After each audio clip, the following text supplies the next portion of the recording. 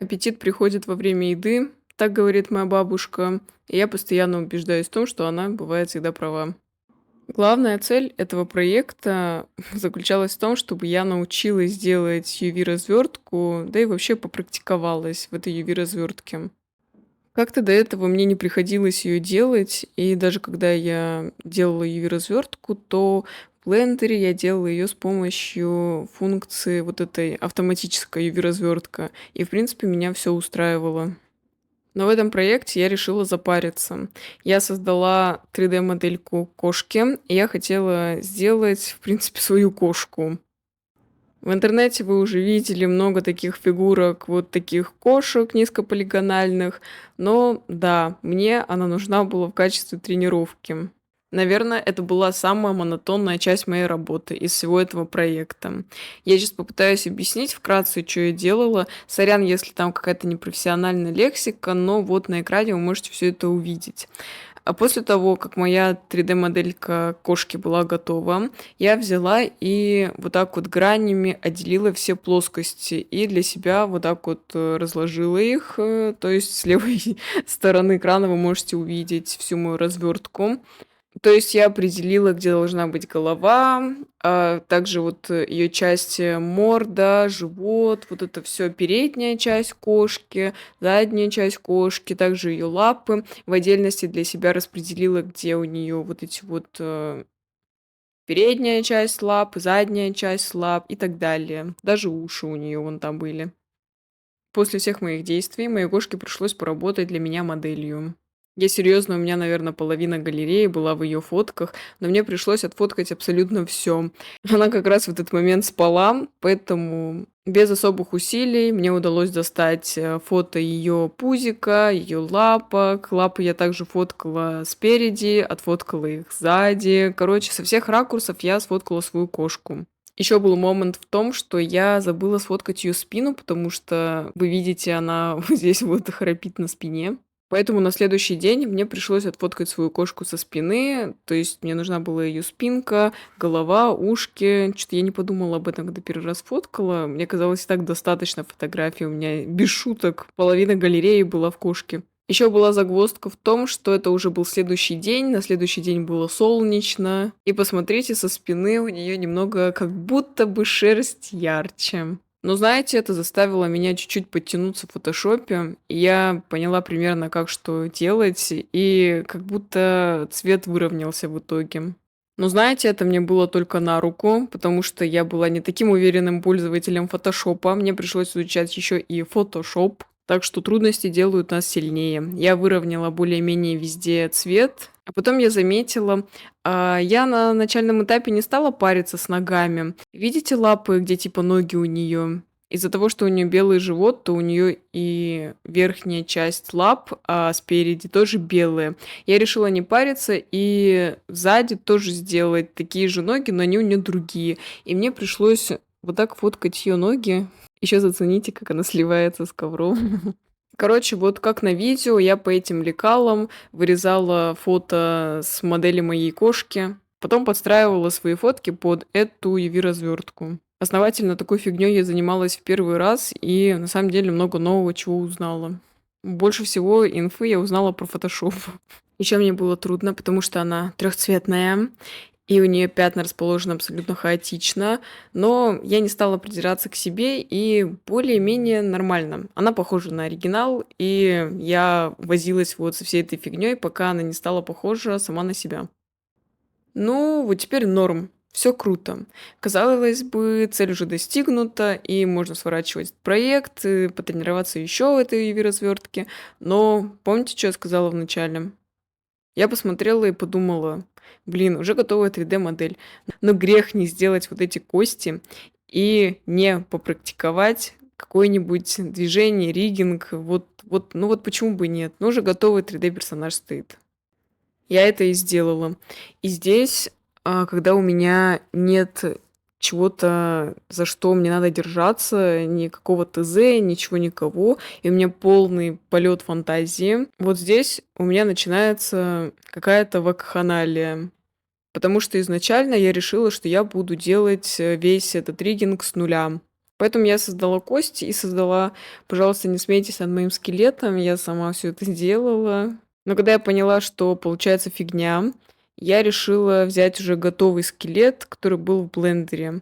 Но там тоже были заморочки. Я сейчас скорее всего, не смогу, подставлять вот под эти тайминги, но на видео вы увидите, что я там вожусь и со своим скелетом, и со скелетом, который есть блендер, и вообще творю разную фигню. Потом, я столкнулась на самом деле еще, с парой проблем. Они у меня раньше тоже возникали, но из-за того, что я так подробно, ну, не занималась риггингом, да, не анимировала как-то так, персонажей человекоподобных. Короче, как-то эти проблемы у меня раньше решались. Здесь я столкнулась, с проблемами вот такого плана, что пушистик получилась деревянная, и я не знала, как, с чем это связано вообще и чё надо делать. Да, я повторяюсь, я впервые все это делаю, и мне было интересно этим заниматься, и мне было интересно в первую очередь искать самой, что не так, в чем проблема. Если вам тоже интересно, в чем была проблема, казалось, что у пушистика слишком мало плоскостей.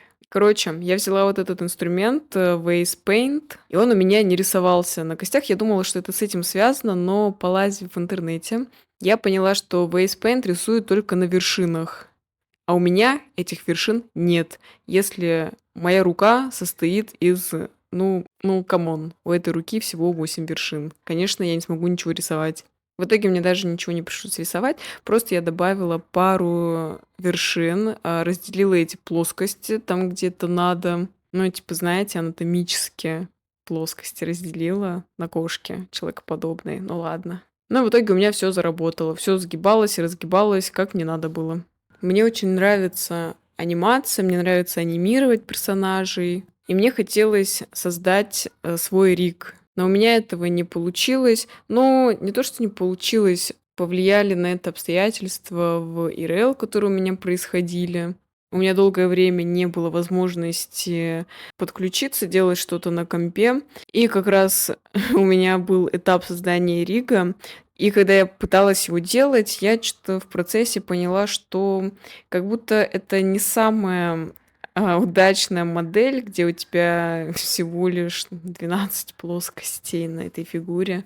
И я решила не запариваться, а сделать то, что я так умею, вот это все шевеление костями, которое мне нравится, ну и которое я умею делать, я его применяю в своих работах. И я подумала, ну вот, я сфигачу анимацию, ну там я уже сделала 3D-модель, ну вот анимация будет, но вот все вообще надо еще вот так вот красиво поснимать. И уже все. Ну, можно будет заканчивать уже проект. Как бы первая цель была достигнута. Появившаяся вторая цель тоже была достигнута частично, но была. Следующее мое испытание — это создание анимки. Естественно, что то такое простецкое мне не хотелось делать, никаких приседаний, там, бега и т.д. и т.п.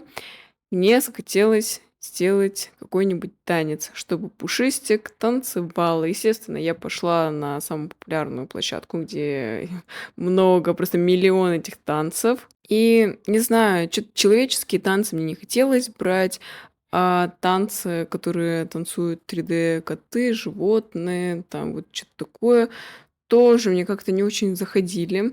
И я нашла прикольный танец, с моего одного из самых любимых сериалов. Это "Танец коня" Боджека.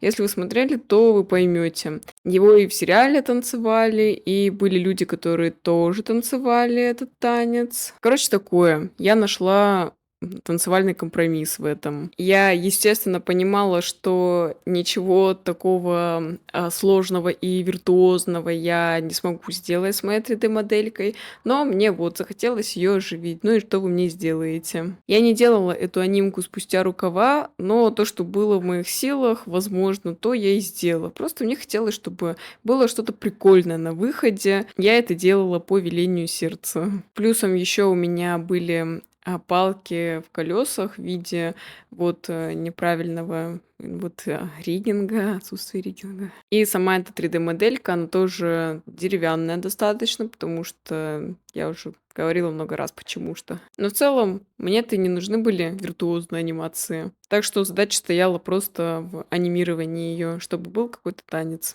Ну так вот, вся анимка была готова, я ее сделала за дня 2, потому что я это все делала на лайте, не спеша, не шиша, черемша. Когда все было готово, я поняла: так, ну все, пора бы уже закругляться, надо как-то это красиво поснимать там с разных ракурсов, чтобы этот танец был красиво виден. Не очень люблю статичные кадры. Мне надо вот прям, чтобы камера двигалась. Поэтому я начала придумывать фон. И я подумала: блин, куда можно поставить, свою Пушистика? Изначально у меня были идеи сделать что-то по типу сцены, либо, ну, не знаю, какие-нибудь прожекторы на нее направить или что-то такое, как-то симпровизировать вот этот момент. Меня осенила просто гениальнейшая идея. Я стала искать картинки из разных сцен, из сериала, "Коня Боджека". Какое-то время я их тоже выбирала. Там в основном были дома, сцена дома, потом на улице, еще где-то. Но что то было все не то, и как-то я подумала уже выкинуть эту идею из головы. Но тут неожиданно, я нашла картинку из, самого сериала, в котором снимался "Боджек". Это "Horsing Around", "Ржем с конем". И она мне так понравилась. Сейчас я ее прикреплю, и вы сами увидите. Правда, на этой картинке изображен сам Боджек и Сара Лин, хотя на других картинках не было вообще никого. То есть это были пустые сцены только из этого мульта. И я не знала, куда этих актеров деть. И я еще плюсом ко всему, я нигде не нашла именно эту сцену без актеров, чтобы это просто была кухня. Я нашла гостиную, но как-то она мне не очень понравилась. Там все пространство занимал диван. Но вот кухня была идеальна. И тут мне приходит вторая гениальная идея просто сконструировать эту кухню в 3D. Опять возвращаемся к началу моего видеоролика. И то, что я говорила, теперь мне приспичило воссоздать эту сцену в 3D. Вот вам и серия кроссовер. Короче, меня это очень сильно вдохновило, и я побежала все это воссоздавать. И просто на одном дыхании я стала воссоздавать всю эту сцену. Я смотрела на картинку, смотрела на все эти детали и создавала их в блендере. И вот так вот выстраивала эту сцену, чтобы Пушистик танцевала прямо на кухне у коня Боджека. В этой части проекта у меня не возникло никаких трудностей. Я давно не делала румбоксы, я уже по ним соскучилась, поэтому все это я выполняла с удовольствием. Единственное, что было запарно здесь, так это вот эти вот шкафчики кухонные, потому что когда я их красила, ну и то запарка была при покраске, когда я их красила, приходилось выделять все эти маленькие грани, которые выпирают. Короче, я это все делала вручную, и не знаю, если вы знаете быстрый способ, как это все можно покрасить, я буду только рада, если вы мне подскажете. Но в целом передо мной не стояла задача. Я не хотела делать, что-то прям ультра-мега детализированное, поэтому просто посмотрите на эту штору. Я как могла, так ее и помяла, чтобы она такая была, ну, непонятная, типа неровная, да. У меня нет практики делать одежду в блендере и вот эти вот ткани, поэтому в целом мне надо было, чтобы это красиво смотрелось на фоне, чтобы была вот такая вот наполненность. Поэтому здесь вообще не возникло никаких трудностей. Я вот вам показываю, как я это все делала на лайте. И знаете, мне так понравилось, прям мега понравилось делать окружение. Раньше я не помню ни один свой проект, где я бы вот так вот парилась просто тупо над фоном. Ну, парилась тоже что, посмотрите, как я создаю все эти объекты. Но мне надо было просто, чтобы что-то было на фоне. Короче, создала я это все довольно-таки быстро. Я, наверное, красила даже дольше эту кухню, чем ее создавала. И в процессе, пока я это все делала, у меня просто вот чесались руки, мне хотелось сделать, чтобы вот из окна был свет, залезть вот в эти геометрические ноды и там что-то вот покумекать. Но, блин, просто я, когда задумывалась над этим, я вспоминала, что изначально я просто хотела практиковать UV-развертку. Камон, как вообще моя UV-развертка превратилась в вот эту кухню коня Боджек? Вообще, что происходит? И я говорила себе так: давай не будем все это дальше усложнять, давай не будем делать из вот этого шуточного проекта прям что-то мега крутое, и так сильно над этим париться, потому что я никуда не хотела, этого вообще не должно было быть. Но тем не менее, кухонный румбокс был готов. Я там еще на этой картинке есть вход в другую комнату. Там типа такая лестница. Вообще не особо поняла планировку этой квартиры. Но там есть лестница наверх, и она уходит просто в небеса. И когда я закончила делать лестницы, меня посетила мысль, что было бы прикольно сделать там другую комнату, потому что в некоторых местах, когда я смотрела по камере, не особо было понятно, что там наверху есть комната. Хотя, блин, ладно, все, я опять начинаю вот в это вот все кунаться, вот ныряю вот в это все. Давайте просто без усложнений. Просто рассказываю, как я круто сделала кухню. Также я в какой-то момент добавила туда лайн-арт, потому что мне хотелось, чтобы кухня была типа нарисованная. Но что-то мне он тоже не очень зашел. Я сначала отрендерила все это с лайн-артом, но мне не понравилось, как это смотрится. Мне вообще не понравился лайн-арт на пушистике, поэтому я убрала только с нее лайн-арт, оставила на общей сцене, но как будто она туда не вписывалась. Ну и в целом сцена получилась наполненная и не пустая, и вообще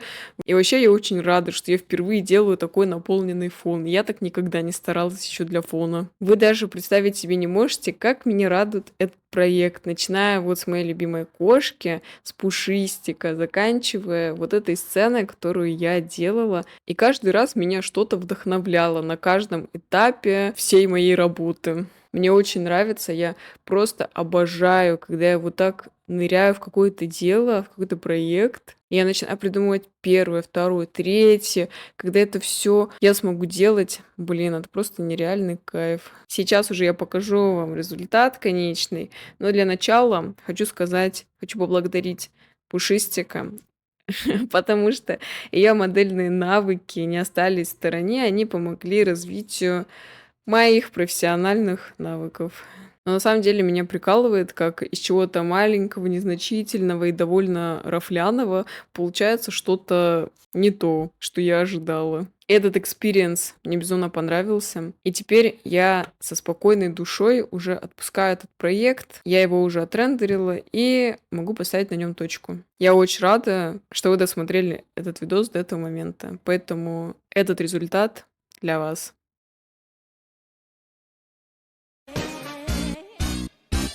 Now, boys and girls, if you want to do the Bojack, take your hands and put them on your lower back. Walk in a circle and strut, wiggle your hips and jiggle your push away your troubles and pull up your pants, and that's how you do the Bojack dance.